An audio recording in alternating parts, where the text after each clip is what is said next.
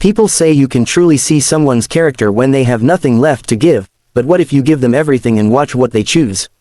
Before we begin, take a second to like this video and subscribe to Goodness Hub Stories, because what you're about to hear will touch your heart in a way you didn't expect. The day billionaire Alina Kroll stepped out of her armored black SUV in downtown Seattle, the last thing she expected was to be moved by a homeless father holding a shoeless little girl wrapped in a blanket that looked older than she was. Alina wasn't the kind of billionaire who flaunted her wealth. She had earned every dollar clawing her way out of poverty. But success had hardened her. She trusted spreadsheets, not people. So when her board argued that poor people can't be trusted and will always take advantage, Alina didn't respond. She decided to test the theory herself. That was when she met Daniel, a man with deep tired eyes and a little girl asleep on his shoulder. His sign wasn't like others. No begging, no dramatic story, just 4 words: trying for a new start. Something about that sign made her pause. When their eyes met, she asked him, "What do you need?" Expecting a number, a request, anything predictable. But Daniel simply said, "A chance." Those words hit something inside her chest that she thought she buried years ago. Without thinking further, she pulled out her sleek black platinum credit card, the one with no limit, the one even millionaires couldn't dream of holding, and extended it toward him. Daniel stared at it as if it were a bomb. "Ma'am, I can't take that," he whispered. "Take it," she replied. "Buy whatever you need. I'll be in that cafe watching." She wanted to see what he'd do. She wanted to test him. She wanted to prove something, though even she wasn't sure what. Maybe she wanted to believe that not everyone was out to use her. Maybe she wanted to feel something human again. Daniel held the card like it was burning through his fingers. His daughter, Maisie, tugged on his sleeve and whispered, "Daddy, is this okay?" Daniel knelt down, brushing her tangled hair behind her ear. "We're not stealing. The lady is helping," he said, though he sounded like he was trying to convince himself more than her. Alina sat by the cafe window, watching them step into the nearest store, a giant department store filled with everything from luxury coats to electronics to jewelry. Most people, when given a billionaire's unlimited credit card, would sprint straight for the most expensive aisle. Even her board members would. But Daniel walked straight to the children's section. Alina leaned in closer. His first purchase, the one she wanted to judge him for, wasn't a big screen TV or expensive watch. It wasn't even food for himself. It was a small pair of pink shoes, plain, sturdy, not a brand name, not flashy, just something warm and reliable.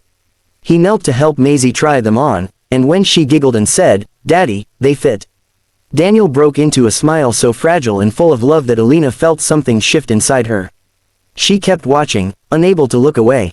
Daniel didn't buy himself anything, not even socks.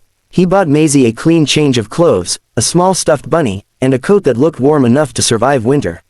Then he walked toward the food section, not for junk, not for luxury chocolates, not for fancy meals, but bread, eggs, fruit, and water bottles. Essentials, necessary things, practical things. Then something unexpected happened. Daniel walked to the cashier, placed everything gently on the counter, and then returned half of it. "We don't need this much," he told the confused cashier. "Just enough for tonight." Alina's eyes widened. What kind of man returns items when he has unlimited access? He paid, collected the small bag, and walked out with Maisie holding his hand. Instead of shopping more, he went to a donation box outside the store, reached into his worn backpack, and pulled out the only coat he had, the one covered in patches, and placed it gently inside the donation bin. Alina's throat tightened. She got up and walked outside. "Why did you return the items?" she asked from behind him. Daniel turned, embarrassed. "Because it wasn't my money," he said. "I used only what we needed. The rest felt wrong." "And the coat?" she asked, nodding toward the donation box. Daniel shrugged stiffly. "The new coat was for Maisie. But someone out here probably needs mine more than I do. I'll manage." Maisie tugged on her dad's hand. "Daddy always gives first," she said proudly. Alina felt her chest crack open.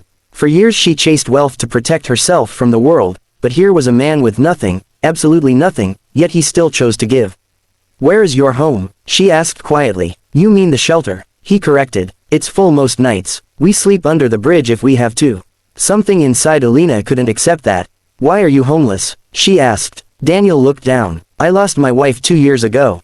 Medical bills took everything. I worked 3 jobs trying to stay afloat, but when Maisie fell sick last winter, I had to choose between staying at work and staying with her. I chose her. It cost me my job. Once you fall, it's hard to climb back." His voice cracked on the last word, and he quickly wiped his eyes so Maisie wouldn't see. Alina felt a sting behind her own eyes. She wasn't prepared for this. She wasn't prepared for him. She wasn't prepared to feel again. She extended her hand. "Come with me," she said. They hesitated, but followed her to her SUV. The warmth inside the car made Maisie sigh in relief. For the first time in years, Daniel looked like he could breathe. Alina didn't take them to a homeless shelter.